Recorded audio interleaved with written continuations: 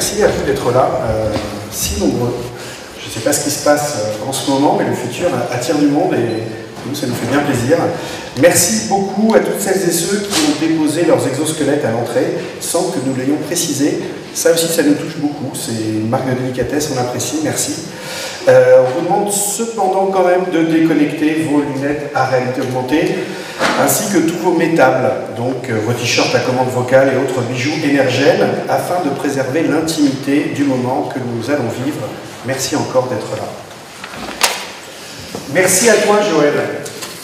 Merci à toi d'être physiquement là et de ne pas avoir envoyé ton hologramme pour participer à ce moment. Ça me touche vraiment beaucoup. C'est une marque d'estime à notre endroit. Car on a beau se le dire quand même, les agents intelligents transconnectés, au bout d'un moment, ça peut blaser. On y reviendra. Joël, nous sommes vraiment très heureux de te recevoir aujourd'hui en cette fin d'année 2040 à la Bellevilloise pour revenir avec toi sur la métamorphose en cours. Tu es aujourd'hui un des penseurs augmentés les plus actifs et surtout l'un des plus prolifiques du XXIe siècle. Tes voyages intellectuels t'ont amené successivement à l'étude du vivant, à la cybernétique, en passant par les prémices de la disruption numérique. Tu étudies aujourd'hui les réalisations complexes de la société fluide que tu avais prédit, et tu contribues toujours au décryptage des grandes transformations de ce monde.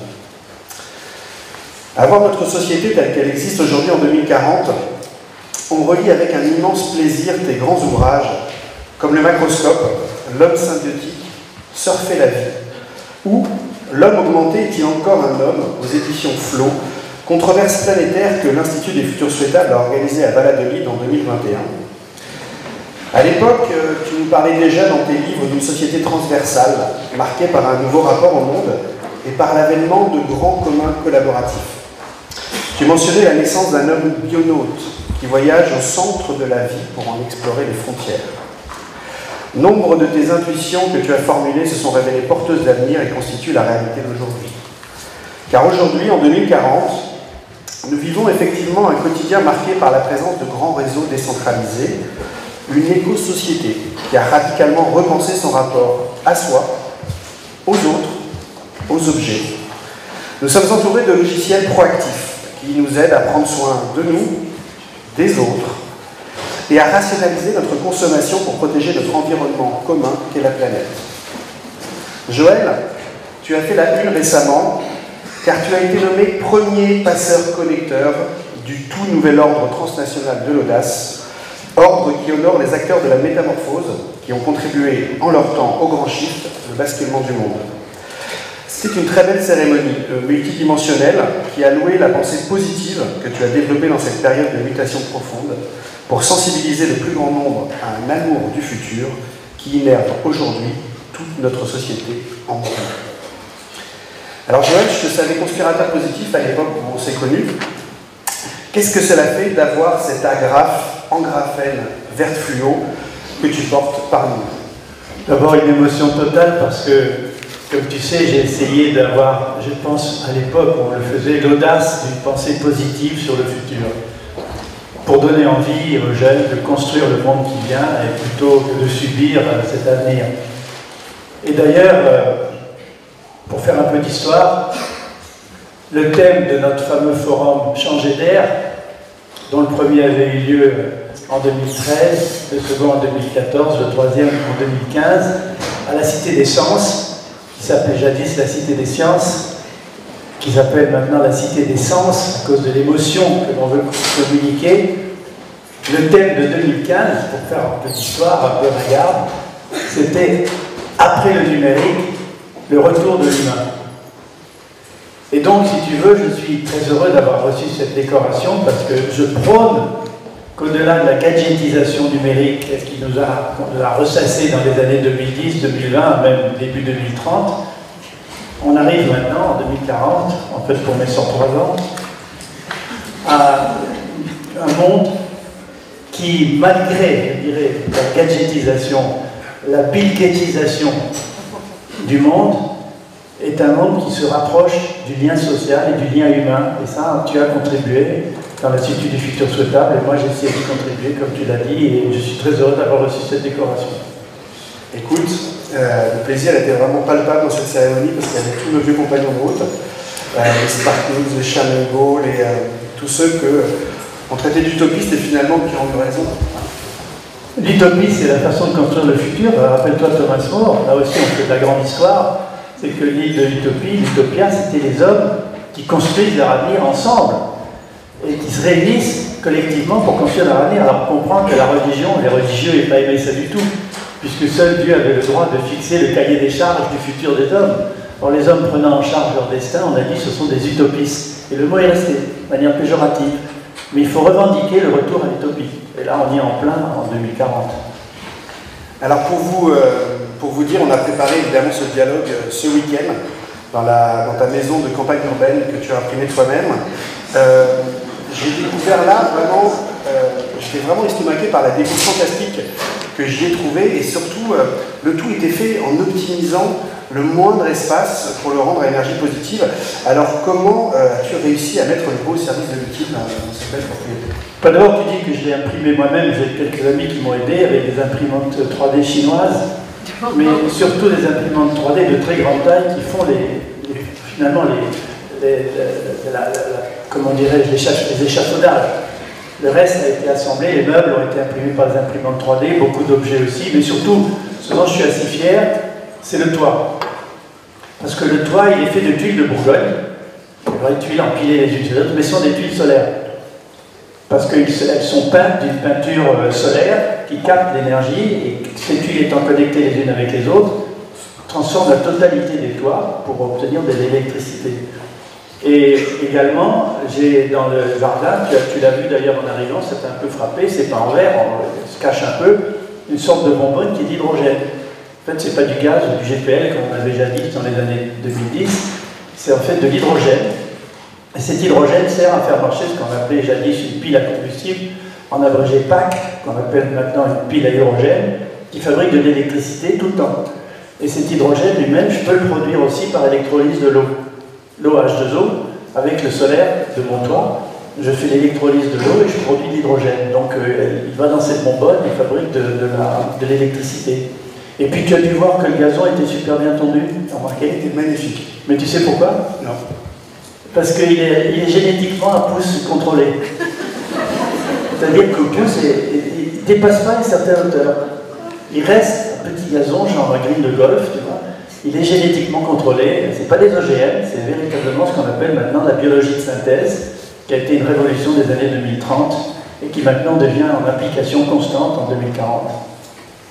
C'était en tout cas un très bon moment et pour en dire un peu plus à nos auditeurs, nous avons eu le plaisir aussi de célébrer l'anniversaire de ton arrière-arrière-petite-fille, Chloé, qui a fêté son 13e anniversaire. Alors Chloé, c'est vraiment un pur produit de la cybergénération Z. Elle est vive, elle est curieuse, elle est connective.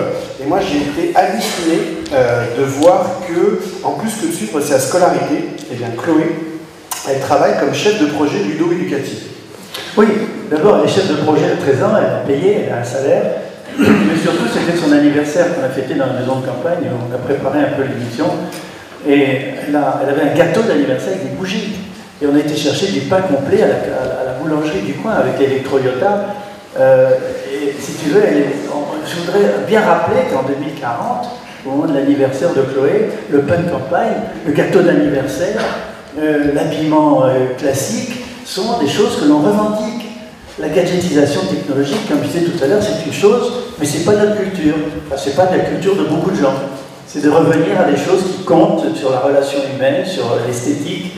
Alors pour revenir à Chloé, elle est extraordinaire, elle était, alors avant elle, sa mère était dans la génération, sa grand-mère, dans la génération dite du millénium, c'est-à-dire ceux qui avaient 15 ans aux alentours de l'an 2000, et Chloé est un pur produit je ne vais pas dire de la technologie numérique, Chloé est un pur produit de la culture numérique, de l'écosystème numérique dans lequel nous sommes rentrés. Les gens parlaient jadis d'Internet. C'est fini. Internet, c'est un réseau de communication, je crois, des années 2010-2020. Mais Internet n'est qu'un élément de l'écosystème numérique. Et cet écosystème numérique, nous le modifions par coévolution, et il nous modifie et il nous augmente. C'est-à-dire que nous sommes nés avec 5 sens, on les connaît, la vue, l'ouïe, l'odorat, le toucher, mais avec les outils mes tables, dont tu parlais tout à l'heure en demandant de les débrancher pour qu'on puisse travailler, en tout cas communiquer tranquillement. Avec ces outils mes tables, nous sommes en symbiose permanente avec cet écosystème numérique, donc on est rentré dans l'ère symbiotique. Alors je fais un petit résumé, c'est encore un peu d'histoire. Dans les années 2010-2015, on demandait aux gens qu'est-ce qui vous a le plus frappé les 30 dernières années. Peut-être une question que tu me poseras tout à l'heure. Et les gens répondaient la communication.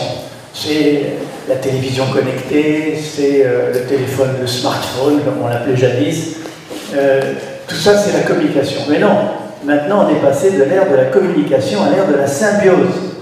La symbiose, je le rappelle, c'est l'association mutuellement intéressante entre deux organismes vivants, mécaniques ou cybernétiques. Et donc, nous sommes rentrés dans un écosystème numérique qui nous modifie et que nous modifions en permanence. Donc, c'est une coévolution. Et Chloé est le pur produit, si j'ose dire, puisqu'elle est très humaine et ce n'est pas un produit, mais c'est le pur produit. Alors, elle a trouvé un job dans une société américano-chinoise, en fait, qui est établie en Europe, dans la technopole qui a été créée dans le sud de la France, parce qu'elle aime le surf. Il y a des vagues artificielles qui ont été fabriquées, et donc elle a aussi la tradition des surfeurs de la famille, et donc elle a décidé de s'établir dans le sud-ouest. Et dans cette grande technopole, il y a des entreprises, dont une entreprise franco-chinoise, qui s'est établie pour faire du ludo-éducatif, c'est-à-dire des jeux qui maintenant sont des jeux sérieux et en même temps des e-sports. C'est-à-dire des sports électroniques, on joue sur des écrans ensemble, à plusieurs, mais on va en même temps se réunir, encore une fois, le lien humain, dans des espèces d'immenses stades, 20, 10 000, 15 000, 20 000 personnes. Et elle travaille là-dedans, parce qu'on s'est aperçu qu'avec ce qu'on appelait jadis les MOOC, un nom bizarre, qui veut dire les Massive Online Open Course, on a fusionné en 2030 les MOOC et les MOOG. Alors, pour ceux qui ne savent pas, ou qui l'auraient oublié, les MMOG, c'est les Massive Multi-User Online Games. C'est des jeux auxquels jouent des milliers de personnes avec des écouteurs à l'oreille. Il a dit que c'était des écouteurs, maintenant c'est greffé dans l'oreille. Et Chloé travaille là-dedans. Elle produit des e-sports et des ludos, des jeux qui apprennent quelque chose aux gens, pas seulement pour s'amuser, mais pour apprendre, parce que toute l'éducation se fait à distance avec des MOOC et se fait de temps en temps dans des réunions pour retrouver encore une fois le lien physique et le lien social. Donc elle gagne bien sa vie. Oui, elle le fait bien sentir, elle était pétillante. Elle nous a aussi bien occupé la table et l'esprit au moment de cette tablée avec ses agents intelligents. Et c'était vraiment des agents intelligents par-ci, agents intelligents par-ça. C'était un peu étonnant parce que moi j'ai du mal à m'y faire en fait avec les agents intelligents. Hein. Je suis un peu vieux en fait. Je suis d'une génération qui devait sans cesse faire des compromis entre l'urgent, l'important et le prioritaire de mon temps. J'ai pas ce réflexe de ces jeunes.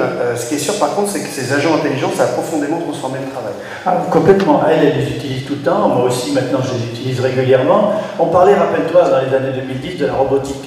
Robotique mécanique, anthropomorphe, qui ressemblait à des êtres humains qui allaient chercher une bière dans un frigidaire pour la porter en demandant vraiment à quoi ça pouvait servir. Mais maintenant, en 2040, le plus important, c'est les robots virtuels.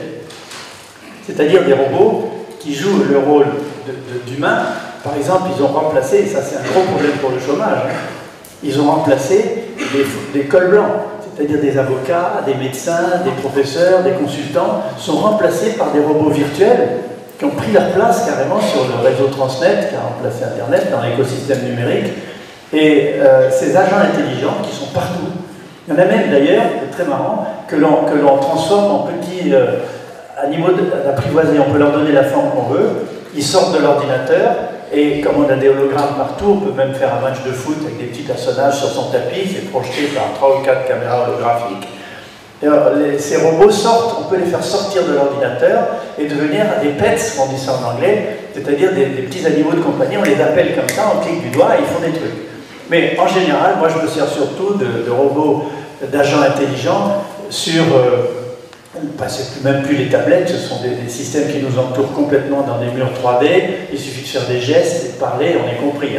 On avait des claviers, on écrivait même en bougeant une main sur un papier avec un truc, on bougeait sa main.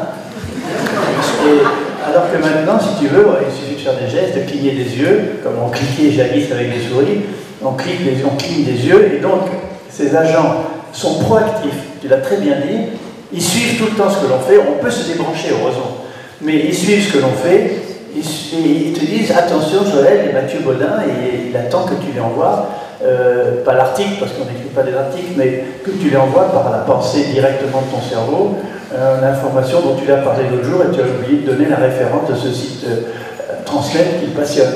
Donc voilà, les agents intelligents sont à la fois des robots virtuels, des robots réels parce qu'on peut les transformer en personnages holographiques, et en même temps des robots proactifs qui nous aident constamment dans notre vie quotidienne. Alors, pour terminer sur Chloé, elle a dit qu'elle n'écrivait plus, elle laissait beaucoup ses agents intelligents écrire pour elle, parce qu'elle leur donne quelques idées, et ils écrivent. Et d'ailleurs, dans des réunions comme ça, des réunions encore publiques, parce qu'il y en a, heureusement, les agents intelligents font la synthèse de ce qui se dit et le publient sur les sites, de manière à ce qu'on ait tout de suite, comme dans les entreprises, le compte rendu de ce qui a été dit. Tout ça va très vite, Joël, mais moi, il y a un changement par contre que j'apprécie particulièrement. C'est le tradomat. Avant, quand j'ai commencé ma carrière, moi, on me bassinait avec l'anglais. Donc, on s'est pris des heures et des heures à l'Institut des Futurs Souhaitables à vouloir traduire notre site en anglais. Ça a été des discussions avec Alice, pas possible. Mais finalement, à la fin, ça résumait la subtilité du monde à 500 mots d'anglais international, plus ou moins parlés avec des accents un peu forts. Je me rappelle comment on avait du mal à traduire notre poétique de l'action, nous qui, avec le français, arrivaient à manier le second et le troisième sens. Maintenant, avec Tradomat, je peux parler comme je veux de mon lyrisme à des Sud-Coréens, ils peuvent me répondre avec leur propre culture, et je comprends toute la puissance et la synthèse de leur syntaxe. Vraiment, Tradomat, ça a changé notre vision de l'universel. Vraiment, et ça a commencé déjà quand même, faisons encore un peu d'histoire, en 2014, moi je me souviens sur un truc qui s'appelait YouTube, je me souviens d'une démonstration par une boîte qui a disparu depuis, qui s'appelait Microsoft. Je me rappelle très très bien d'une démonstration d'un des anciens directeurs de cette entreprise qui montrait sur YouTube un smartphone de l'époque. Il parlait à un japonais, c'est une femme d'ailleurs très jolie, elle parlait à un japonais en anglais et le japonais la comprenait grâce à la traduction automatique dans sa langue. Lui parlait en japonais et elle comprenait en anglais. En 2014. Alors maintenant, tu vois, en 2040, c'est devenu tellement général que ça fait des chômeurs à Aix-Bruxelles, parce qu'avant il y avait une commission européenne à Bruxelles, les gens se réunissaient tout le temps pour échanger des tas d'idées, il y avait 28 pays qui étaient connectés, et maintenant il n'y en a plus que 6. Et donc, ces gens-là faisaient des traductions. 28 pays, tu imagines ce que c'était, maintenant tout est automatique avec le Tradomat. Mais en même temps, je suis un petit peu frustré parce que si tu veux, je vais te dire ma frustration. Par exemple, dans les hôtels, quand tu vas, je parle encore du contact humain, dans certains hôtels où tu vas, tu arrives et avec ton badge interactif qui te permet d'irriguer autour de toi tes préférences et ce que tu vas quand tu visites une expo, quand tu arrives dans l'hôtel, automatiquement, tu as téléchargé sur le réseau Transnet ce système et tu ne vas plus à la réception. Moi, j'adorais être accueilli à la réception à l'époque par des personnes très agréables qui me posaient des questions, me faisaient remplir des papiers. Il y avait quelque chose, si tu veux. Maintenant, automatiquement, la porte s'ouvre parce que tu es reconnu, tu rentres dans la chambre d'hôtel et la chambre se configure sur tes préférences que tu as déjà données, les télévisions se règlent sur tes chaînes favorites, le menu du matin du petit déjeuner est déjà prêt.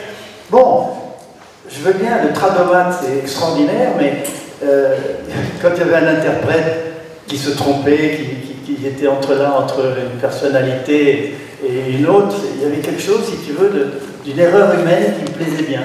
Donc là aussi, il y a des choses qui sont très utiles et très pratiques, comme tu dis, mais qui sont aussi un peu nostalgiques. Je m'excuse, à mes 103 ans, je me sens un peu nostalgique.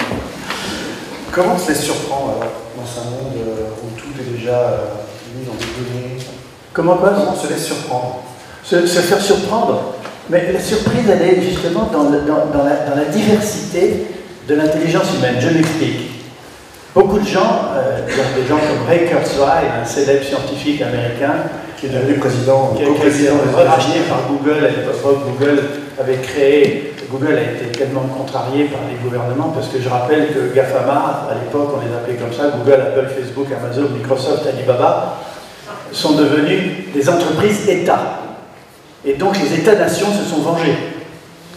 Parce que les États-nations, pyramidaux, avec un président, des premiers ministres, des votants en dessous, étaient contredits par ces entreprises qui, effectivement, agissaient dans des pays sans payer de taxes, en expatriant partout par des paradis fiscaux qui existaient encore à cette époque-là.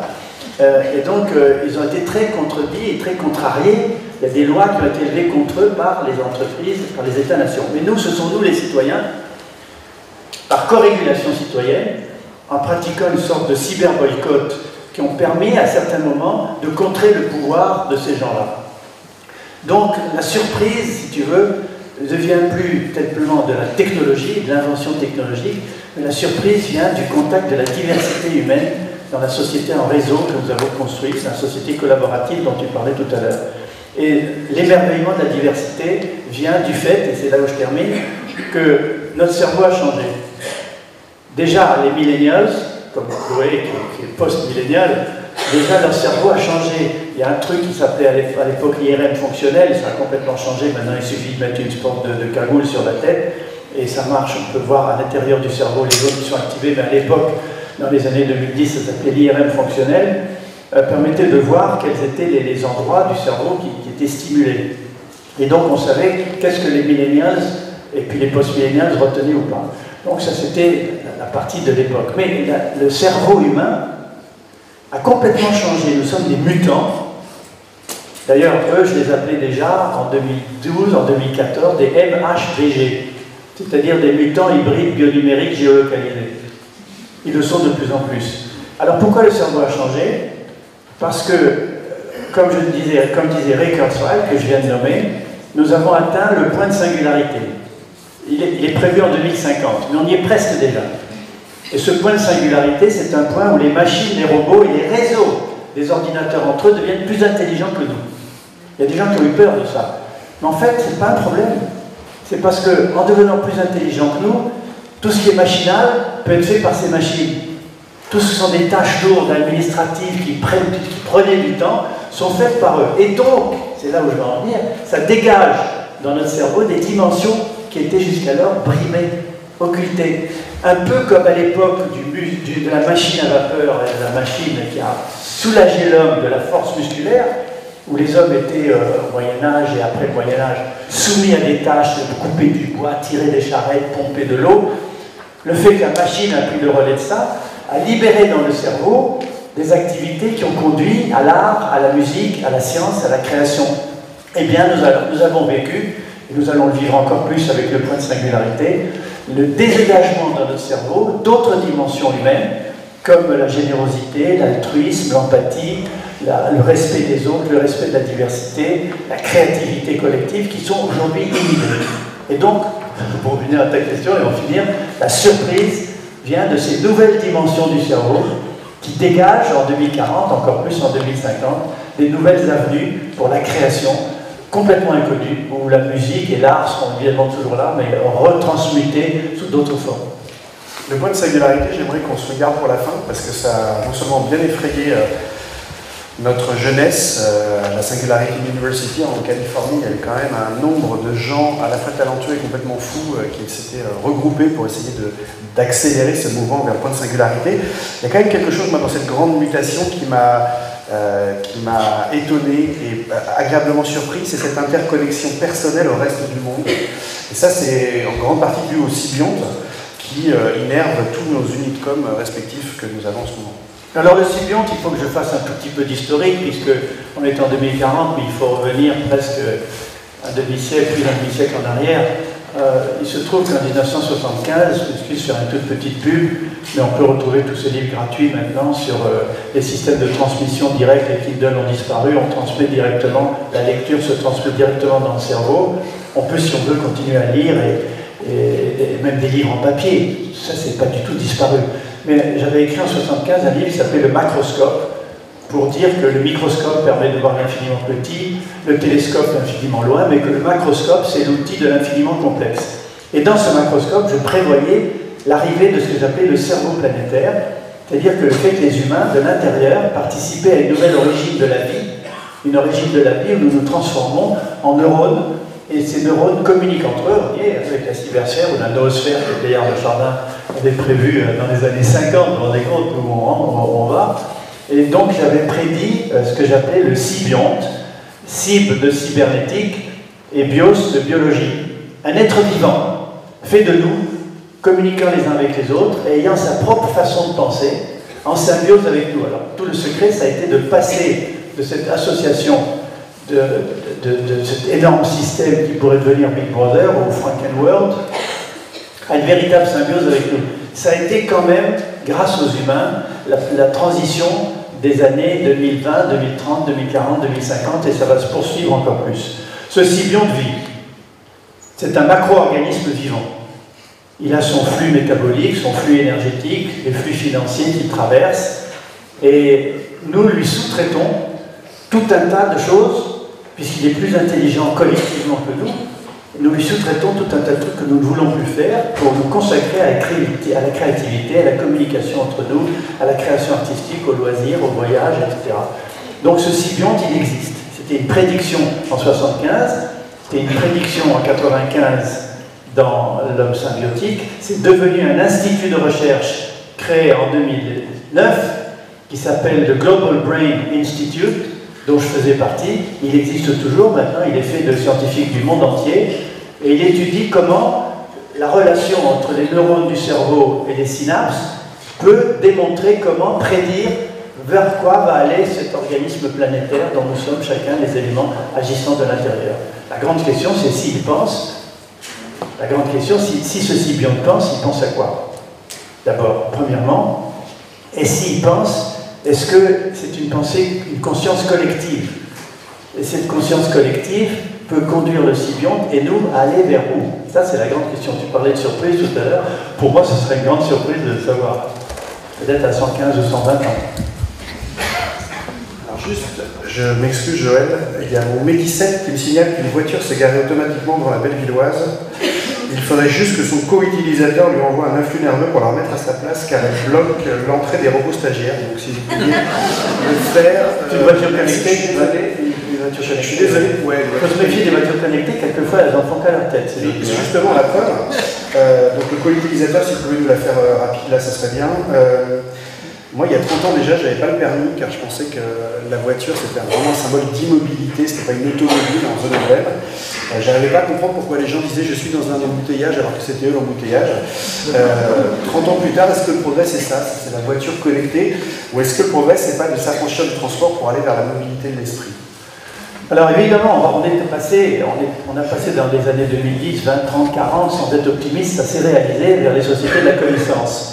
On était enfermés dans des sociétés d'échange matériel où le marché triomphait, et triomphe encore, bien entendu, en 2040, mais de plus en plus, on va vers les sociétés de la connaissance, c'est-à-dire les échanges de symboles, les échanges d'informations, l'importance de l'éducation, l'importance de la santé, l'importance liée à l'action sur l'environnement. Donc les sociétés de la connaissance remplacent le matériel, non pas par le virtuel, mais par les échanges dont tu parles, de cerveau à cerveau, de communauté à communauté, de groupe à groupe. C'est la création collective dans la société collaborative qui prime, puisque les gens veulent créer leur futur plutôt que le subir. À l'époque, les politiques nous disaient le changement sans risque. Tu te rappelles, il y avait une espèce de slogan comme ça. Nous allons vivre le changement sans risque. Et on ne peut pas changer sans risque. Il faut prendre des risques. Il y avait un truc qui s'appelait le principe de précaution, qui a été aboli d'ailleurs par l'Académie des sciences, qui s'est réunie pour l'abolir. Donc, le changement sans risque, ça n'existe pas. Donc il faut prendre du risque, il faut prendre des risques, et ces risques, ce sont des choses que l'on peut prendre collectivement. Et donc dans les sociétés de la connaissance, l'information créative circule pour les raisons que j'ai décrites tout à l'heure, à la fois les outils, l'écosystème numérique, et en même temps le changement dans notre cerveau. Donc c'est ça qui fascine les gens, et même la nouvelle génération a trouvé le moyen d'avoir une forme de précariat, c'est-à-dire des métiers qui sont des rôles où alternativement on gagne notre vie. Il faut dire aussi qu'il y a ça a été institutionnalisé, pas un salaire minimum, mais un subside minimum grâce au crowdfunding collectif de cette jeunesse.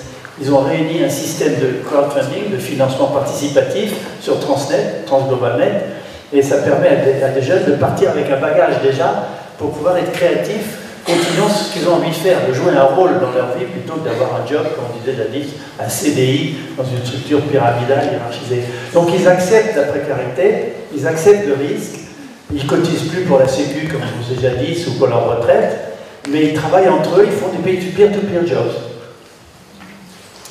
Alors je rappelle juste qu'on a encore un quart d'heure de discussion et puis la parole sera à vous. Hein.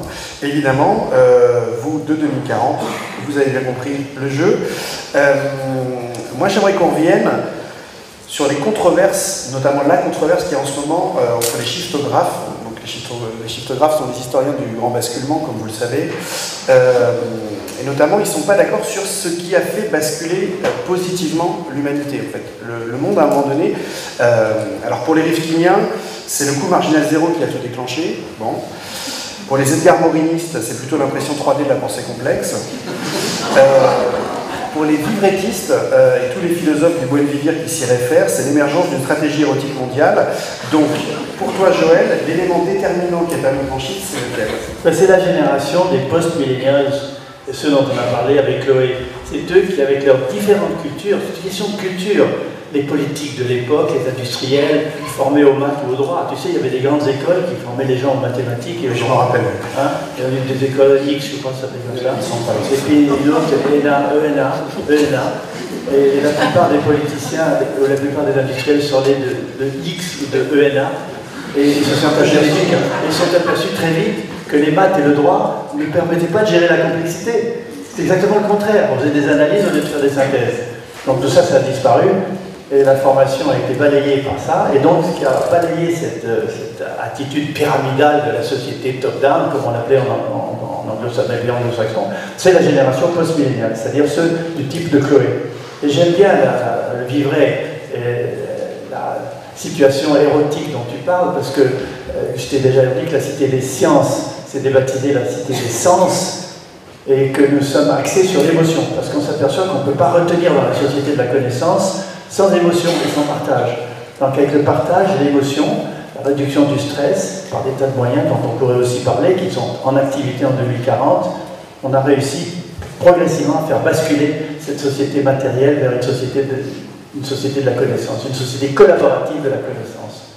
Alors la gestion du stress, ça a super bien marché en 2030. Enfin, moi, ça a fait un plus grand bien sur moi.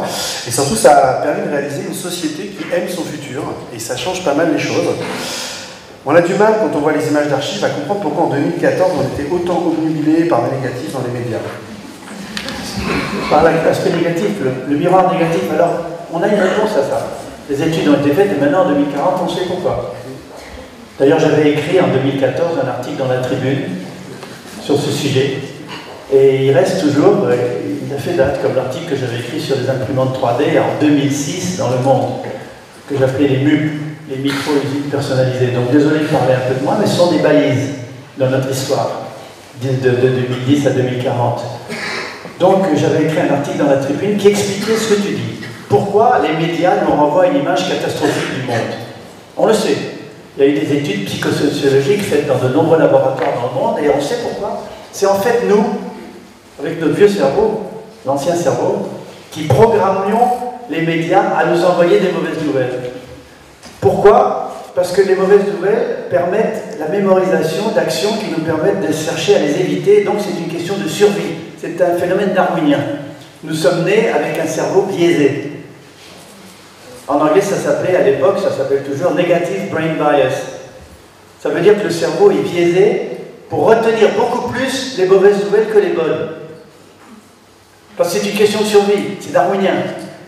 En plus de ça, le stress et l'émotion de la mauvaise nouvelle, la catastrophe, l'incendie, la tsunami, l'attentat terroriste, font sécréter dans le corps, maintenant on le sait, en 2040, sécréter dans le corps de l'adrénaline, de l'épinéphrine et du cortisol, qui sont des hormones qui renforcent la mémoire.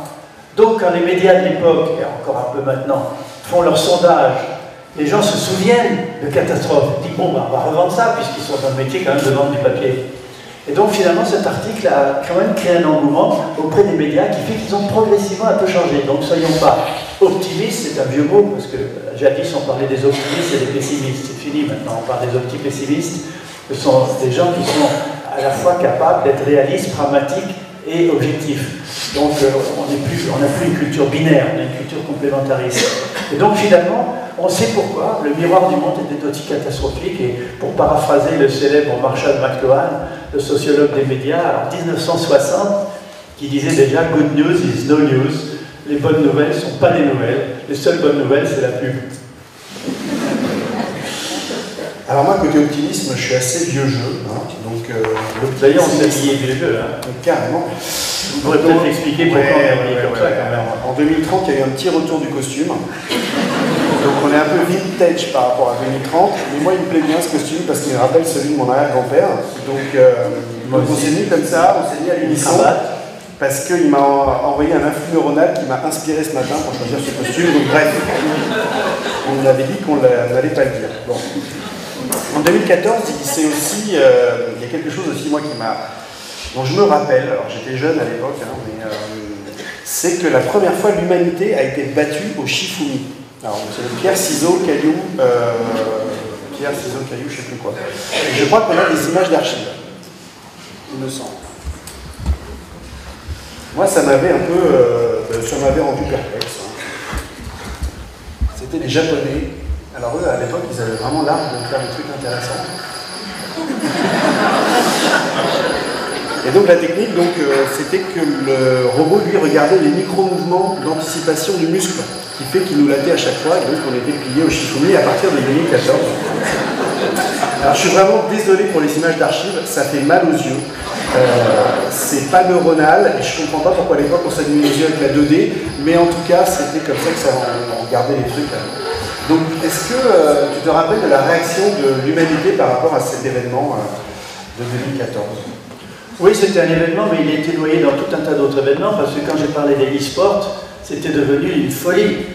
Alors il y avait des événements comme ça, il y avait des jeux vidéo, il y avait des robots qui jouaient avec nous, des robots que je l'ai expliqué tout à l'heure virtuels qui devenaient réels par les hologrammes, puisque le cinéma holographique est devenu une réalité à l'époque. Et même, comme tu l'as dit tout à l'heure, je suis venu physiquement, c'est bien moi. Mais en 2040, à 103 ans, je faisais plein de conférences en envoyant mon hologramme. Et les gens étaient très contents, ils applaudissaient parce qu'ils croyaient que c'était... Ils savaient que c'était pas moi. Mais quand même, je pouvais aussi leur parler en temps réel, à distance. Donc, il y a eu cet événement, mais qui a été noyé dans le e-sport, parce que les sports, toutes les activités émotionnelles dont Rifkin parlait déjà dans son livre L'âge de l'accès, déjà toutes les activités émotionnelles qui sont le voyage en groupe, ensemble, les musées, les sports, tout ce qui rassemble les gens sur le plan humain a connu un succès de plus en plus grand. Et donc le e-sport et les jeux ludo-éducatifs ont commencé à jouer un rôle extraordinaire. Et puis dans certains sports d'extrême, qu'on continue encore plus parce que les gens voulaient se défier avec des sports autres que le tennis, le football ou le cyclisme, les sports avec la nature. Dans un environnement plus contrôlé par les humains, mieux contrôlé par les humains, les vagues, la pente, la neige, quand il y en avait encore, malgré le réchauffement climatique, mais on a fait de la neige artificielle, le vent, l'air, tout ceci ont été conquis par des nouveaux instruments sportifs et les gens ont pu se mesurer, se corriger comme dans un miroir permanent. Par exemple, moi j'avais un drone, un bracelet avec qu'on appelait le air leash, c'est-à-dire une laisse comme un chien, et le truc s'appelait le air dog. Mon drone, je décidais qu'il était à 2 mètres au-dessus de moi, et puis j'allais faire du surf, il me suivait, j'attendais les vagues, il restait au-dessus, je prenais les vagues et il me filmait. Et la même chose en ski, la même chose en snowboard, donc on avait tous des systèmes qui nous permettaient de nous corriger avec une sorte de miroir. Donc c'est pourquoi ce genre d'événement-là passait un petit peu à côté de l'incroyable plaisir que donnaient ces nouveaux sports et les nouveaux outils de ces sports, parce que après la planche de surf, le windsurf, le kite, on a inventé plein d'autres trucs dans les sports extrêmes que je ne peux pas te raconter ici, ce serait trop long, mais avec des matériaux nouveaux absolument incroyables, et surtout de changer les conditions en faisant notamment des vagues artificielles et des pentes de neige en pleine ville. Alors, juste à la même période quand même, en 2014, ça devait être à la fin de 2014, je me rappelle du robot Watson d'IBM qui, je ne sais pas si vous l'avez vu passer, mais il faisait des dépêches financières à la vitesse de la nanoseconde, parce que c'était du trading haute fréquence. Ça, c'était déjà impressionnant. C'était un peu passé inaperçu. Par contre, est-ce que tu te rappelles, Joël, quand ce même robot a réussi à passer l'écrit du concours d'entrée à l'université de Tokyo en 2022, qu'est-ce que ça t'a fait? Non, je me rappelle de ça, mais je me rappelle surtout de la catastrophe boursière incroyable qui est arrivée en 2026 à cause de l'instant trading. Alors je rappelle pour ceux qui ne savent pas, en faisant un peu d'histoire, instant trading, c'est-à-dire qu'au lieu d'avoir des gens autour d'une corbeille, comme jadis, qui avaient des téléphones comme ça, qui achetaient et qui vendaient pour leurs clients. Ce sont les robots qui automatiquement font des offres d'achat, des offres de vente, même des achats à découvert ou des ventes à découvert, qui permettent, si vous voulez, de gagner de l'argent sur une action qui descend. Et ils le font à la milliseconde, comme tu l'as dit. Et ils l'ont fait même tellement qu'ils se sont battus entre eux. Il y a eu des bugs et des hackers qui ont fait que le système s'est écroulé. Les bourses mondiales se sont écroulées en 4 jours. Ça a été une catastrophe bien pire que la catastrophe des années 30 de Wall Street. Et donc l'instant trading a été interdit à la fois par la SEC, à l'époque elle s'appelait la Standard Exchange Commission, qui l'avait autorisé, et les pays les ont interdit après cette catastrophe. Et donc le gain dont tu parles, il était un peu estompé dans mon esprit par cette catastrophe boursière. Et là, j'ai pensé que les robots pouvaient se révolter aussi contre nous, les ordinateurs. Ce qui est sûr, c'est que les robots sont partout. Ils sont encore plus présents que ce qu'on avait pu imaginer à la controverse de Valladolid en 2021, où on avait mis en question justement la réalité de l'homme augmenté. Dis-moi, Joël, à quel moment on fera plus la différence entre un homme augmenté et un robot? Alors déjà, si tu veux, une très importante question, c'est la différence entre le biologique, le numérique, le matériel. La frontière devient de plus en plus tenue. C'est-à-dire qu'avec des biopuces implantées, comme on a déjà vu le faire dès les années 20, les transhumanistes, évidemment, en ont beaucoup parlé, avec la possibilité de faire croître des organes à l'intérieur du corps par des cellules embryonnaires, qui est devenue courante en 2030-2040, il se trouve que la frontière entre qu'est-ce qu'un humain, si cet humain est fait de pièces rapportées, d'organes greffés venant de l'extérieur, de puces électroniques implantées, de mémoire de gigabits d'informations dans le cerveau, où est l'humain? Donc tu poses une question très importante. Mais de plus en plus, les robots anthropoïdes, qui étaient un peu une caricature de la robotique dans les années 2010, c'était surtout les robots invisibles qui nous intéressaient, les robots qui permettent d'avoir de l'argent dans la rue avec une machine qui lit votre carte de crédit, qui vous donne de la monnaie, le robot qui ouvre votre porte de parking, le robot qui permet avec un digicode de rentrer chez soi. Ce sont des robots. On ne les parle pas comme des robots, mais c'était des robots en 2010. Maintenant, il se trouve que, grâce aux Japonais notamment et aux Coréens, on a fabriqué des robots avec une peau qui ressemble à la peau humaine et avec des visages qui sont des visages humains. Ils existaient déjà en 2014. Mais en 2040, il y en a un peu partout. On les a pris comme jouets érotiques aussi, la poupée gonflable démultipliée par 1000 parce qu'elle a des tas de fonctions que la poupée gonflable avec juste un trou et des nichons n'avait pas. Tandis que ces robots humanoïdes ont la capacité de tomber amoureux et d'avoir des tas de sentiments vis-à-vis de leurs propriétaires et entre eux, même entre eux, ils font même entre eux. Et il n'y a plus de sexe du tout chez les robots évidemment. Donc tout le monde se mélange et c'est dans l'intérêt des robots et peut-être d'une autre aussi. Donc les robots anthropoïdes se sont développés d'une manière incroyable, mais je pense que ce n'est pas le plus intéressant. Le plus intéressant, finalement, pour moi, ce n'est pas les robots anthropoïdes, même s'ils ressemblent aux humains et qui sont partout en 2040. Il y a aussi des animaux de compagnie qui sont des robots. On peut choisir, d'ailleurs, on peut cloner ces animaux. Tu sais, si ton animal, ton chat ou ton chien meurt, tu prends quelques cellules, tu as des entreprises en 2040 à qui tu donnes ces cellules et ils te refont ton chien ou ton chat. Je sais, j'en suis à Clovis 3. Voilà. J'étais sûr, parce que tu aimes tellement tes animaux, j'étais sûr qu'il avait fait. Donc les robots anthropoïdes, je ne trouve pas ça tellement intéressant par rapport aux robots virtuels dont nous avons parlé tout à l'heure. C'est des agents super intelligents qui sont dans nos ordinateurs, enfin plus d'ordinateurs, mais dans notre tête. Moi, je me rappelais de Ray Kurzweil, de Peter Diamandis, le directeur de la Singularity University. Moi, il m'effrayait quand j'étais jeune. Il faut quand même avouer quelque chose. Bon, d'accord, j'imprime trop en ce moment à la maison, j'ai un peu pris. Mais je vais fêter mes 70 ans dans quelques mois. Et malgré une Smart Grip que j'ai eue assez récemment, c'est quand même la preuve que la e-santé a réalisé des prouesses. Mais la e-santé, tu parlais de Kurzweil. Ray Kurzweil, à l'époque où je lui parlais, dans les années 2010, 2012, il me disait, j'ai 56 ans. Ok, je prends des suppléments alimentaires, je fais attention à ma vie, je fais de l'exercice, je mange des légumes, des fruits, comme on me le dit, je ne mange pas trop de viande, pas trop de graisse. Et donc, si je continue comme ça, avec les progrès de la médecine pendant 20 ans, je vais arriver à 76 ans en forme. Et les progrès de la médecine ont été tellement extraordinaires que je vais rajouter encore 30 ans de ma vie. Et donc, progressivement, d'étape en étape, je vieillirai de moins en moins et peut-être même je serai immortel. C'est ce que pense, il est derrière lui-même, un transhumaniste. Donc la e-santé, c'était quoi dans les années 2010? Qu'est-ce que c'est devenu dans les années 2040? La e-santé, c'était le fait de pouvoir mesurer sur son corps tout un tas de paramètres qu'à l'époque j'avais appelé le health fee. Le selfie, vous savez ce que c'est? On se photographie de l'extérieur, seul avec ses copains ou ses copines. Le health fee, health c'est de santé en anglais. Le health fee, c'est de photographier de l'intérieur de son corps, c'est-à-dire les paramètres de sa santé, le battement de cœur, la tension, et même avec des outils qui existaient déjà en 2015, mais qui sont répandus en 2040, à partir d'un petit échantillon de salive, à partir d'une goutte d'urine ou à partir d'une nanogoutte de sang sur un petit buvard, lequel est mis dans un lecteur spécialisé qui relie les choses sur le grand écran 3D de votre maison ou sur votre écran portable qui a remplacé les tablettes ou sur les vêtements portables ou sur les t-shirts à écran lumineux, puisque casquettes, t-shirts et écrans ont même des écrans avec des polymères qui sont tissés dans les tissus et que l'on peut voir des choses. Donc je passe sur ces détails.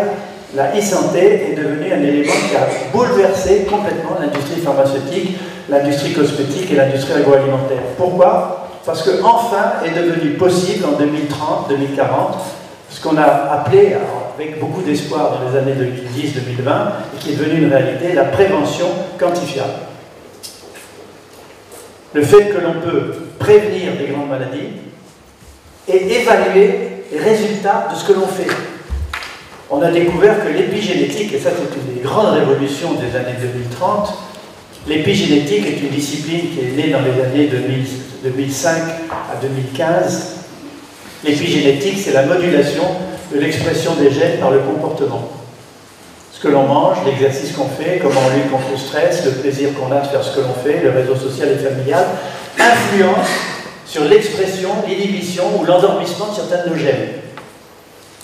Alors que sur le plan du darwinisme, ça prend des centaines de milliers d'années, des millions d'années. Là, en quelques semaines, en quelques jours, on le savait déjà en 2014, 2015, mais en 2040, c'est devenu général. Pourquoi?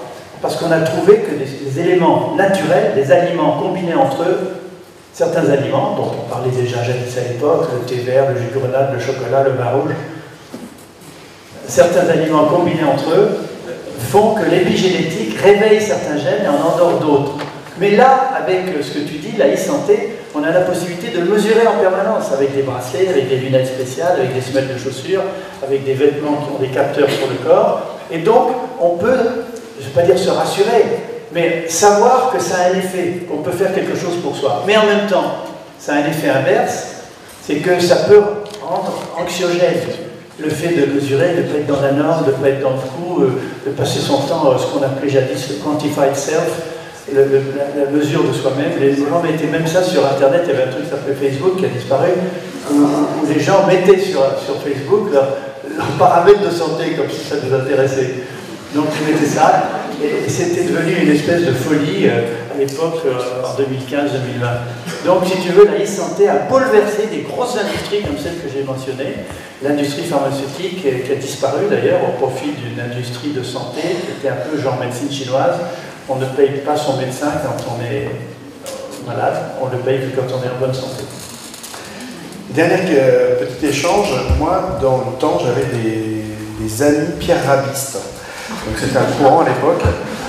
Et c'était un courant qui était assez symptomatique aussi du paradoxe de la modernité. On était dans de l'ultra-puissance, de l'ultra-vitesse, et puis aussi on en avait d'autres qui voulaient revenir à l'essentiel, revenir à la terre, revenir à du slow, ralentir là où tout le monde accélérait. On avait des objecteurs de croissance dans la bande, on avait des adeptes de la sobriété heureuse.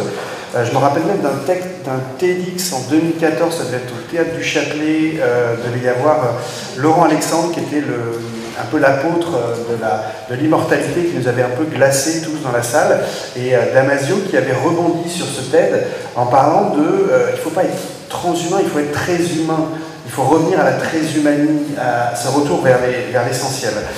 Et donc, moi je me rappelle un peu de cette double paradoxe de la modernité. Je me rappelle aussi que tout le monde angélisait le couchsurfing, c'était...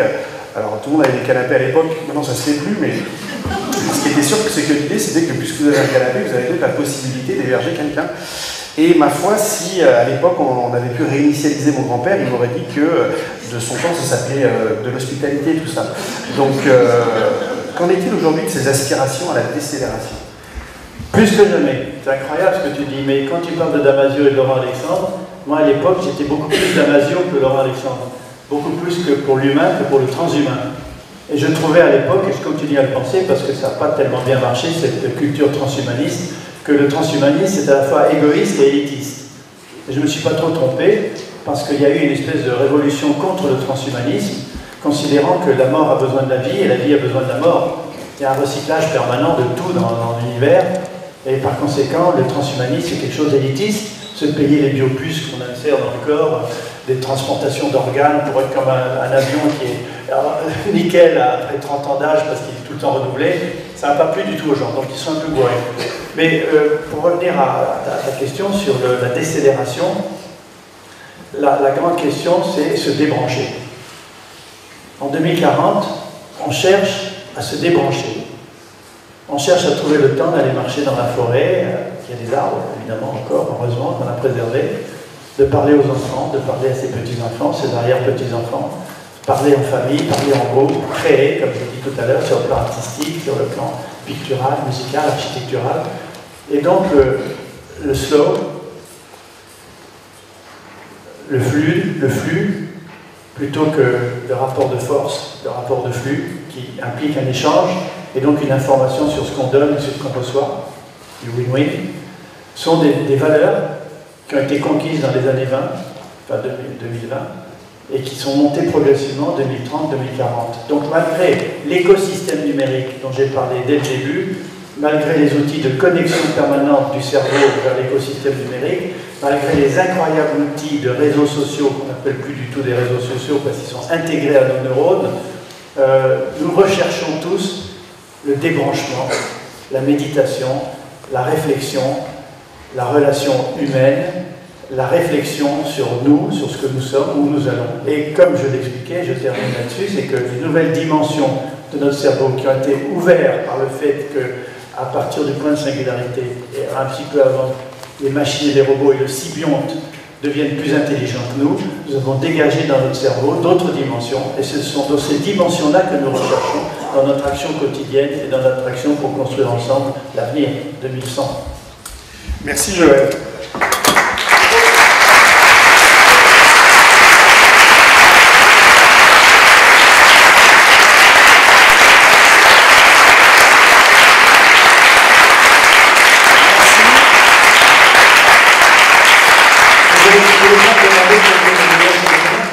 Tu voulais pas me demander quel était mon meilleur souvenir de Ah bon. Vous avez dit, on a passé un super week-end, on a parlé que de ça. Merci donc pour cette première partie. Merci de jouer le jeu, donc de parler de 2040, c'est à vous la parole. Merci également de nous dire si vous êtes physiquement vraiment là ou si c'est votre hologramme qui s'exprime. Et si oui, d'où transmettez-vous? Ça c'est juste pour les archives.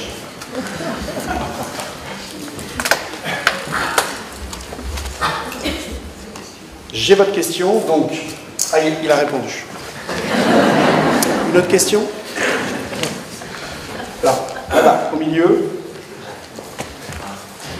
Alors, on a fait vintage, on a fait avec fil.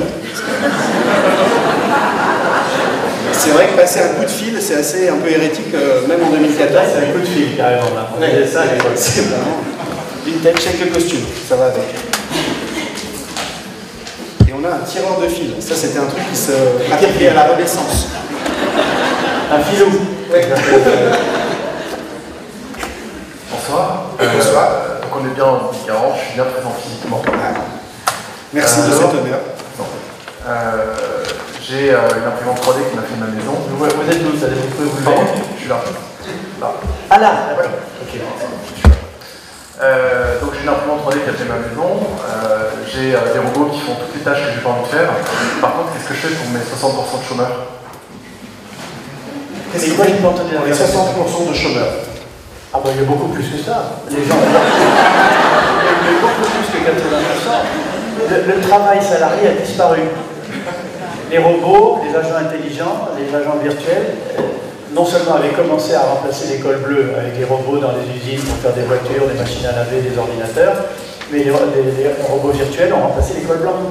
C'est-à-dire les métiers administratifs, les comptables, les notaires, les juristes, les avocats, les consultants, les médecins. Vous vous rendez compte, un médecin, qui doit lire les dernières publications médicales, il y en a 1500 qui sont sorties au cours des premiers mois de l'année 2014, comment voulez-vous, si ce n'est pas un ordinateur à intelligence artificielle qui fait du big data, qui peut comparer tout ce qu'il y a de nouveau, comment le situer par rapport à votre cas, puisqu'on va faire de la médecine prédictive personnalisée grâce au génome.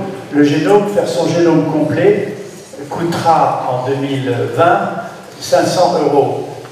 Et en 2040, le génome va être aussi courant que de faire une analyse de sang, même plus simple. Alors ça va créer beaucoup d'anxiété, évidemment aussi, parce que si on découvre qu'on a une prédisposition à avoir des maladies dont on ne connaît pas les remèdes, ça va rendre les gens encore plus malades. Et je passe sur cette question, je réponds à la vôtre. Le chômage deviendra, c'est-à-dire un fait. À l'époque, en 2014, il y a une jeune fille qu'on aime beaucoup qui s'appelle Diana Filipova, qui a écrit dans Libé un article qui s'appelait « Messieurs les industriels, messieurs les ministres, lâchez-nous avec la valeur travail ». En gros, ce qu'elle disait, c'est qu'on a mis la valeur travail, les parents, les professeurs, les politiques, comme la valeur ultime de la vie. Mais qu'est-ce que l'on fera quand les robots feront, virtuel ou réel, le travail que l'on croit être le travail qui donne un sens à la vie? On fera d'autres choses, on aura d'autres rôles, d'autres fonctions qui seront génératrices de plaisir et parfois aussi génératrices de formes de rémunération, qui ne seront peut-être pas que des rémunérations, comme on disait jadis, sonnantes et trébuchantes, mais des formes de rémunération nouvelles dans le partage, dans la coactivité, dans la co-création.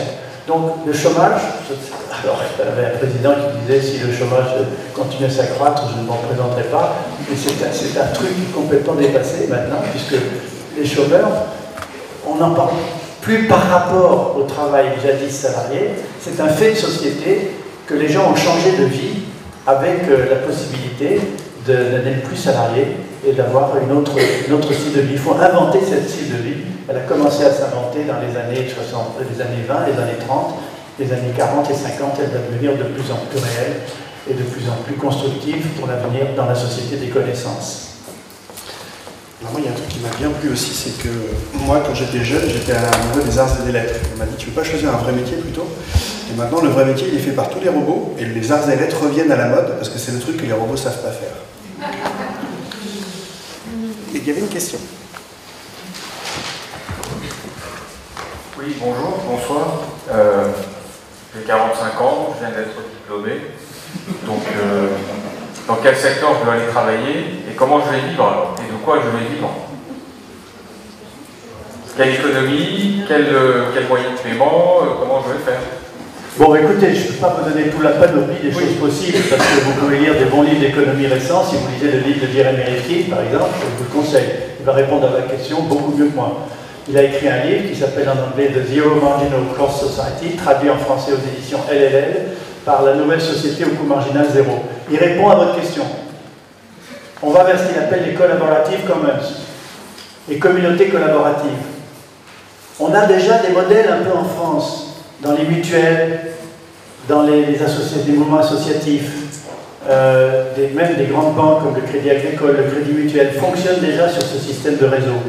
Donc le collaborative commons va devenir, entre le capitalisme traditionnel et le non-travail salarié, une forme nouvelle d'intéressement des gens dans des activités qui sont rémunératrices. C'est une nouvelle matrice qui n'est pas temps contre salaire, une matrice à 2 cases, mais une matrice à multiples cases. Échange de temps, échange de travail, collaboration, co-création, et des rémunérations différentes des rémunérations traditionnelles. Alors vous allez me dire comment je vais vivre. J'ai parlé tout à l'heure de la possibilité que par le crowdfunding, c'est-à-dire le financement participatif, des gens contribuent dans des communautés à l'activité des autres.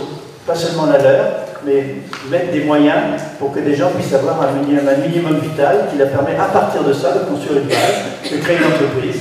En France en ce moment, on est hyper créateurs de start-up, je ne sais pas si vous le savez, mais les jeunes Français en ce moment créent des start-up à Google et beaucoup d'entre eux veulent être entrepreneurs plutôt que d'aller avec un CDI dans une entreprise hiérarchisée.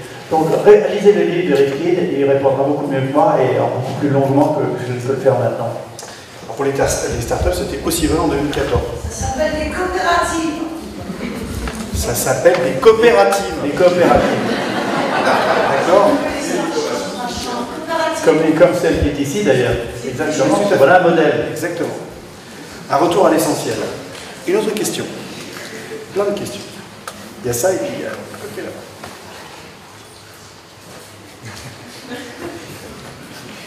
Le dérouleur de fil. Le filou fait son travail. Le fil fait son travail. C'est un peu court, Jérôme. Je m'appelle Serge, et en 2040, j'ai 70 ans, 69 ans par là.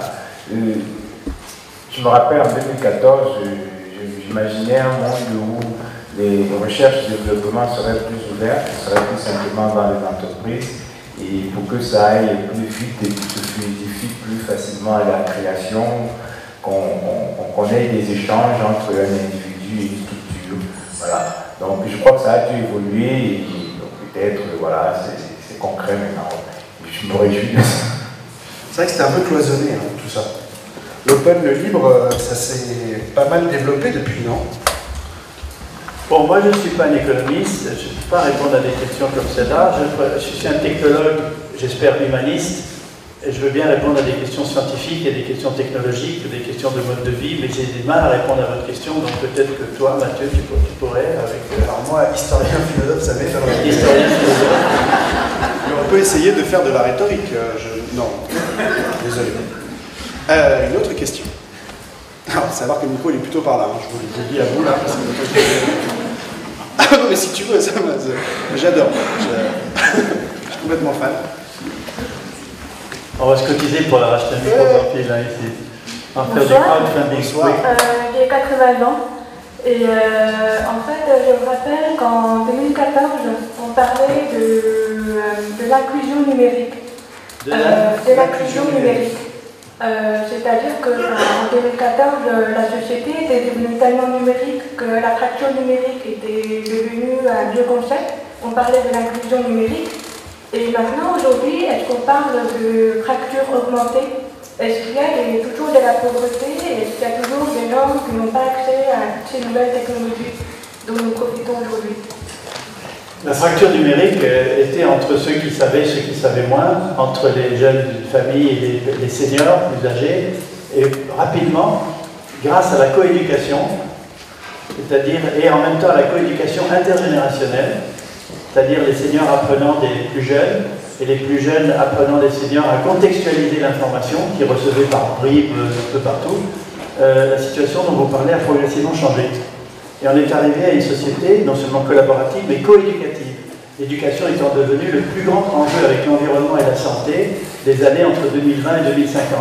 Mondial, pas seulement français. Donc l'éducation, en partie, a répondu, mais pas par l'État, pas par l'éducation nationale, pas par les mouvements ministériels et gouvernementaux pyramidaux, mais par l'action des gens entre eux, ce que j'appelle la coéducation collaborative et surtout la coéducation intergénérationnelle. Donc petit à petit, ces fossés se sont comblés. Plein de questions.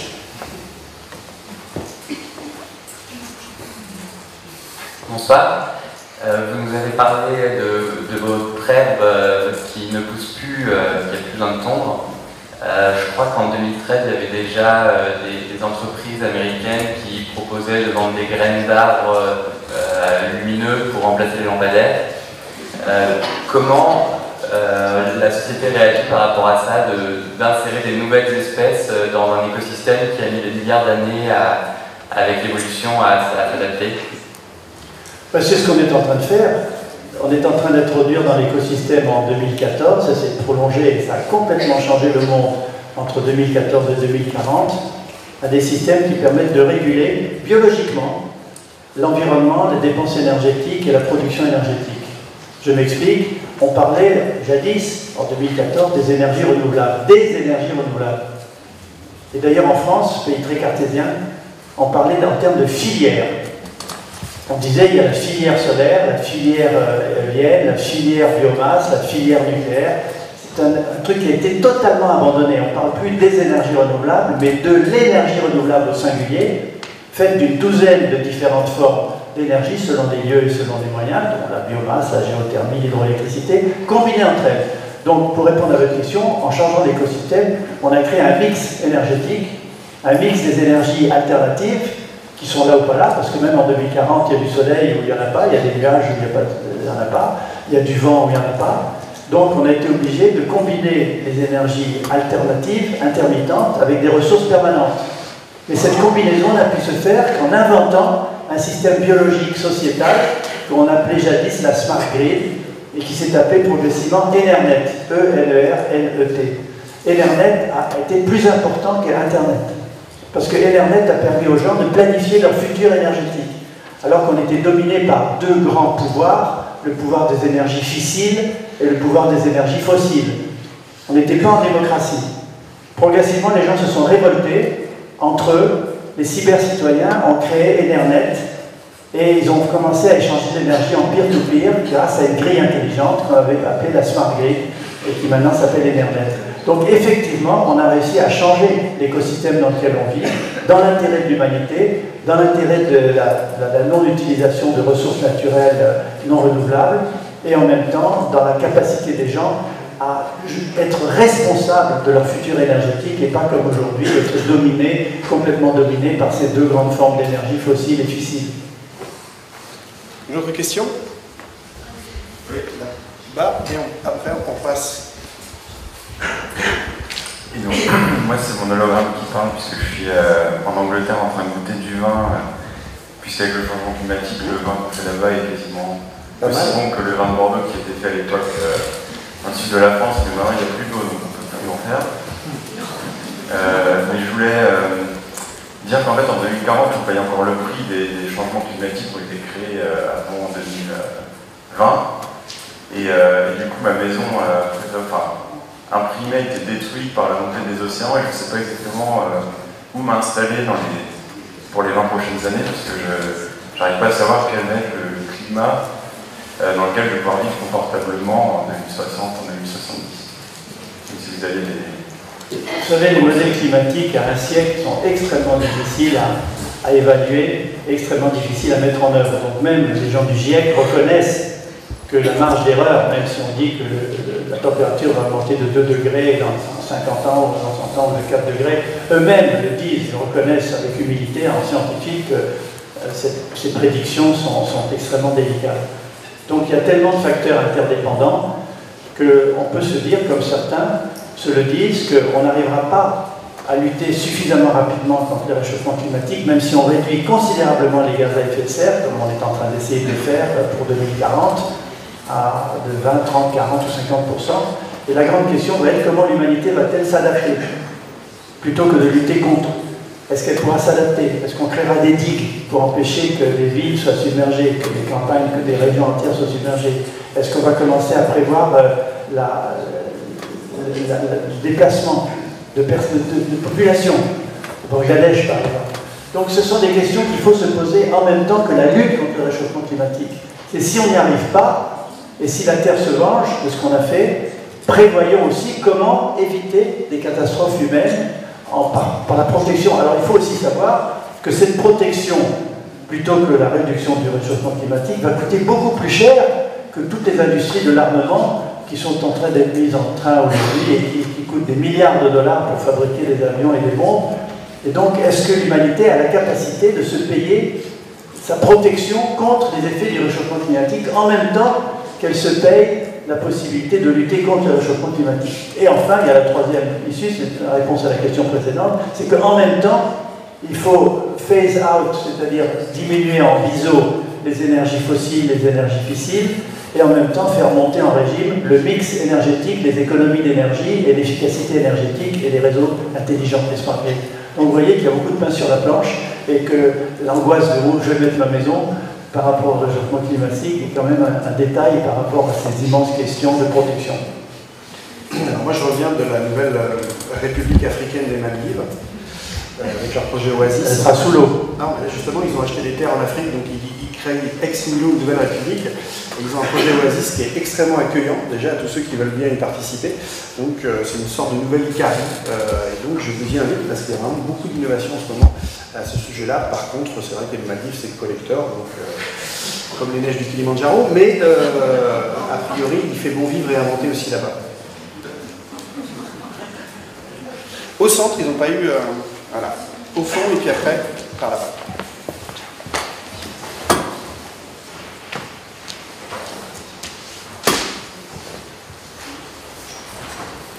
bonsoir. Bon, moi je suis en 2040 et alors on fonctionne complètement autrement, c'est-à-dire que on fonctionne plus dans des organisations qui sont avec, on va dire, avec hiérarchisées, etc. On fonctionne en collaborative, autour de projets, d'acteurs, d'idées et de ressources. On arrive à combiner entre nous, on tient des revenus, tout ça, évidemment on a une sorte de revenu de subsistance, ceux qui veulent travailler encore peuvent augmenter leurs revenus, mais disons qu'on a en gros, pour l'époque de 2014, on est en 2005, depuis la naissance attribuée, et on n'a plus le droit de posséder rien à vie. On est, comment dire, on peut jouir de bien, mais après, il n'y a pas de transmission patrimoniale ni quoi que ce soit. Et on fonctionne comme ça autour de projets, on agglutine des acteurs qui peuvent travailler des fois dans des organisations, il en reste, il en faut, pour certains domaines, et on crée nos ressources comme ça. Voilà. Je voulais vous demander si ça peut ressembler à quelque chose de vous qui êtes spécialiste du vivant, qui avez dirigé l'Institut Pasteur et tout, ça peut ressembler à quelque chose de cellulaire, ou quelle pourrait être la gouvernance d'un système un peu comme ça? Alors, en fait, c'est un commentaire que je trouve très pertinent, ce que vous avez fait au début de votre question cellulaire et de votre question biologique. Vous savez que je suis très axé dans mes livres sur des descriptions biologiques. Je viens de la biologie plutôt que de l'informatique, comme vous le savez peut-être sans doute. Mais il faut en même temps se méfier des modèles biologiques. On sait dans les années 30 à quoi ça a conduit. On sait aussi en Argentine et au Chili à quoi ça a conduit. De se référer à des anticorps, à des antigènes, des anticorps contre la société de ceux qui résistaient au régime actuel, etc. Donc moi je m'en méfie énormément. Je fais attention à plutôt utiliser la systémique que des références biologiques. Parce que la systémique, elle marche pour l'économie, l'écologie ou la biologie. C'est-à-dire, je rappelle que la systémique est une méthode permettant d'organiser les connaissances en vue d'une plus grande efficacité de l'action. Parce que la systémique se concentre sur les interdépendances, sur les régulations, les rétroactions positives et négatives, sur le développement et la coévolution, dont je parlais tout à l'heure.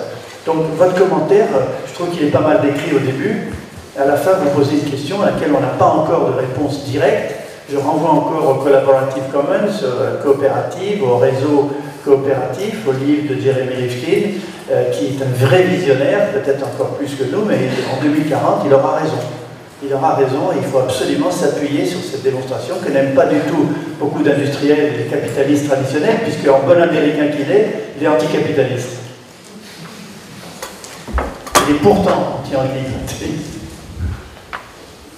Question? Sinon, là-bas. Bonjour. Moi je suis désolé, je ne suis pas physiquement là, j'ai 3 autres conférences en même temps. On vous suit. Oui. Je voulais juste déjà défendre mon père, lui c'était un transhumaniste et du coup il pensait beaucoup à toutes ces notions et du coup c'était aussi l'un des premiers à réfléchir à comment est-ce qu'on pouvait justement soulever des problèmes et soulever des débats pour les traiter à l'époque. Mais en fait, ma question n'est pas là, ma question est à propos de la surpopulation. Moi, ça fait longtemps que je ne suis plus dans les villes, mais aujourd'hui, j'ai entendu dire qu'elles atteignaient des plafonds. Et voilà, je me demandais qu'est-ce qu'il était advenu sur ces dernières années. Alors, je m'excuse de vous dire que probablement on est en 2040, pas très bien informé sur ce qui s'est passé entre 2000 et 2040. La question de la surpopulation, la question démographique, de la croissance exponentielle démographique est une question des années 50, des années 60. Et progressivement, qu'est-ce qu'on a vu, et sans doute ça vous ne le savez peut-être pas, c'est que la courbe exponentielle se transforme en une sigmoïde, pour ceux qui ont fait des maths, c'est-à-dire une courbe qui se stabilise vers un plateau. Pourquoi? Parce que l'éducation, notamment des femmes, dans les pays en développement, où là on avait 2 enfants, 3 enfants par couple, par foyer, est en train de faire en sorte qu'ils réalisent l'importance de l'éducation, l'importance de la santé, l'importance aussi de la surpopulation, et donc une régulation des naissances quasi automatique qui se fait. Et donc, alors qu'on estimait 12 milliards d'êtres humains il y a 40 ans pour 2050, aujourd'hui, on estime que ce sera plutôt 8 milliards et demi, 9 milliards. On est 7,8 milliards aujourd'hui, ce sera plutôt 9, même 10 milliards. Et à 10 milliards, la grande question, c'est de savoir comment non seulement nourrir, mais comment faire en sorte que les gens aient un niveau de vie suffisant pour avoir une vie possible. Et donc, ce sont des questions géopolitiques et géoéconomiques, mais le problème démographique lui-même n'est plus le problème auquel on pensait dans les années 50-60. Je ne dis pas qu'il est résolu, mais il se stabilise. Nos amis nigérians sont en train de dépasser les États-Unis pour être le 3e pays le plus peuplé du monde, comme vous le savez. Oui, bonsoir, c'est clair. Effectivement, c'est mon hologramme que vous voyez. Étant donné que j'ai un peu triché, je pèse 180 kg, j'arrive plus à bouger de chez moi. Et vous êtes à Rio de Janeiro en plus. Ouais, peu importe, en fait, ma vie est complètement virtuelle. Et du coup, je travaille plus, bien sûr, et c'est un peu un appel au don que je fais pour savoir si on peut m'acheter une machine pour faire travailler les muscles, et puis ça me semble que j'ai envoyé, j'ai plus de muscles, même vu passer la porte. C'est pas mal de plomber l'ambiance comme ça.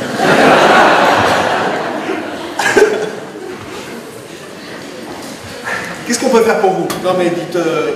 Ah, c'est un appel au don, et puis un peu de solidarité, du coup. Ouais.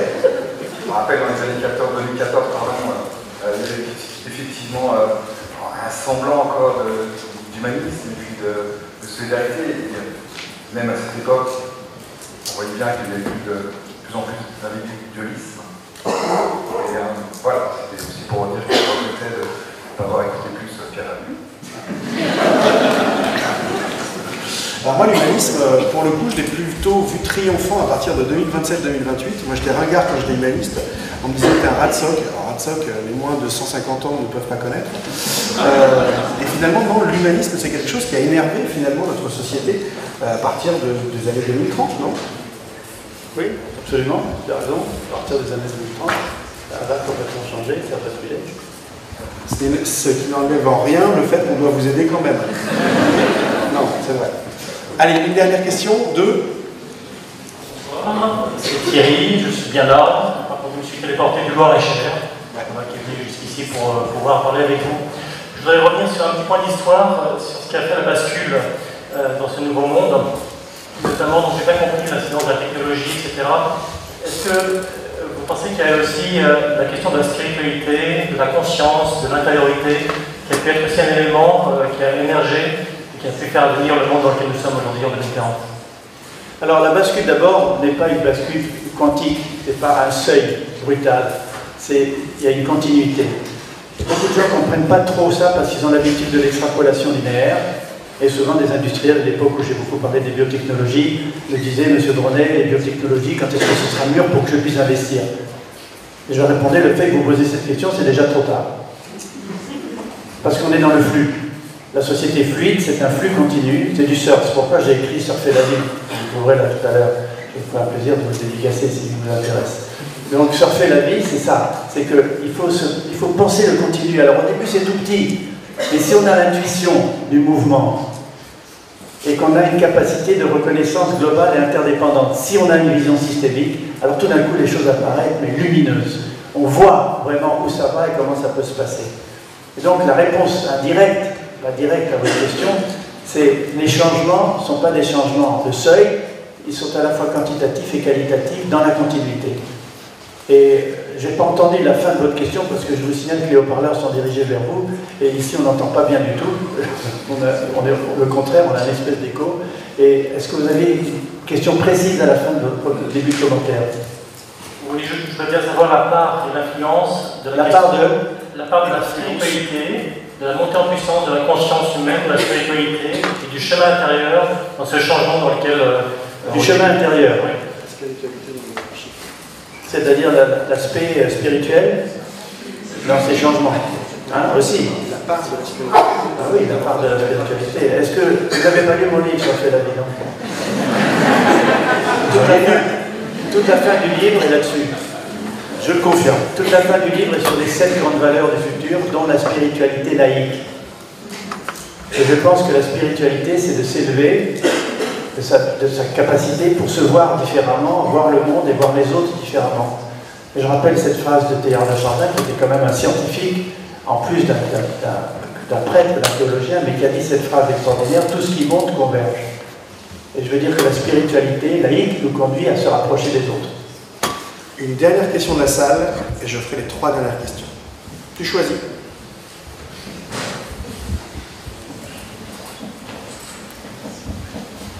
Bonsoir Marine, je suis née en 84, donc j'arrive au milieu de ma vie peut-être en 2040. Je suis herboriste et j'anime aussi un groupe féministe parce qu'en fait en 2014 il y avait déjà surtout des hommes qui posaient des questions et donc en 2040 on encourage encore les femmes à poser des questions dans les conférences.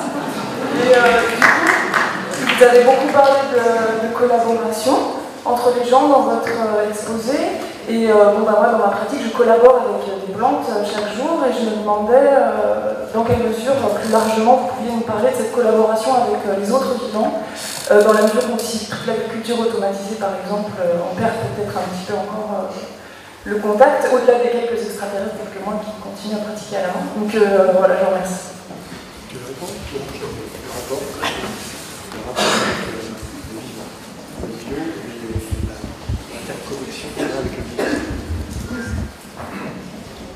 Vous savez, le plus important dans la vie, c'est l'interconnexion avec la vie, l'interconnexion avec les humains, l'interconnexion avec la nature.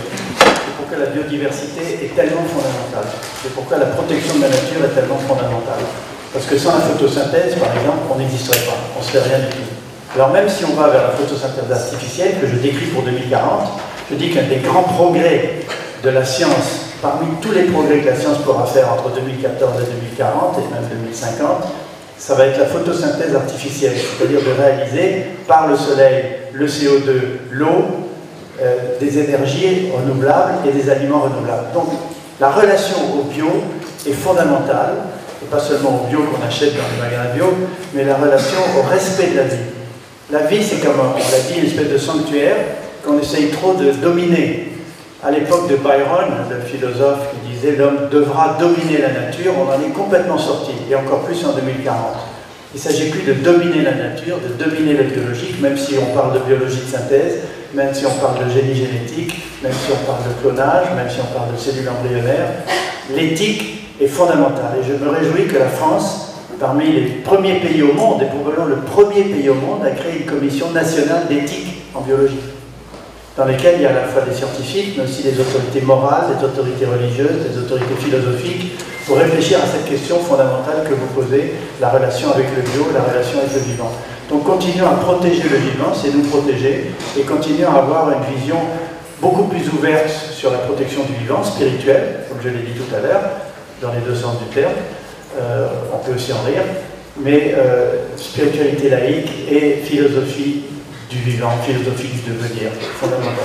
Joël, les 3 dernières questions que je te pose pour clore ce beau moment passé. Pas en même temps. Non. Ton meilleur souvenir de 2025, c'était quoi? Alors, mon meilleur souvenir de 2025, ça retrouve quelque chose que j'avais fait en 2012 avec ma femme. Nous étions partis aux États-Unis, en Californie, à ce qui s'appelle The Age Clinic.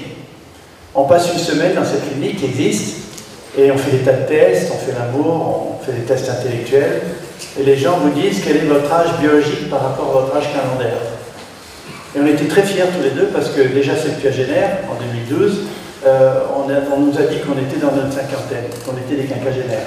Mais surtout, mon plus grand plaisir des années 2025, c'est qu'on l'a refait, mais à distance, avec leur nouvelle méthode, c'est-à-dire on met ce qu'on appelle un biosuit, une sorte de combinaison avec une cagoule, un casque avec des capteurs, des biocapteurs dessus, et à distance, ils font ce qu'ils faisaient en une semaine, mais en une journée. Et ils nous ont donné le résultat, et ça c'est ma grande surprise et mon plaisir de 2025, à ma femme et moi, tous les deux. Ils nous ont dit, compte tenu de ce qu'on analyse, la longueur de vos télomères, si vous savez ce que c'est que les télomères. Les télomères, c'est des morceaux d'ADN qui sont coupés à chaque fois que les cellules se divisent, et plus les télomères sont longs, plus on a des chances de vivre longtemps. Ça se mesure, la longueur des télomères. Et donc ils ont mesuré la longueur des télomères, ils ont mesuré le nombre de connexions dans notre cerveau, ils nous ont fait faire des tas de tests, et ils nous ont dit, non seulement vous allez vivre 140 ans, mais peut-être 150 ou 160 ans, en bonne santé, avec un cerveau qui marche bien. Vu de 2040, pour toi, l'enjeu des enjeux aujourd'hui, c'est quoi? En 2014 En 2040, l'enjeu des enjeux, le maître enjeu, ce serait quoi? En 2040, l'enjeu des enjeux, c'est d'avoir autre chose que la politique pour diriger le monde. C'est-à-dire que le système politique s'est essoufflé dans les années 2010, dans les années 2020, dans les années 2030. Une nouvelle génération est arrivée, une sorte de tsunami. Les personnalités politiques sont devenues des pingouins sur une banquise qui fondait au soleil. Ils l'ont réalisé progressivement, qu'ils n'étaient plus dans le coup. Comme le disait la génération du millénium, et encore plus la génération de Chloé, ils sont hors jeu.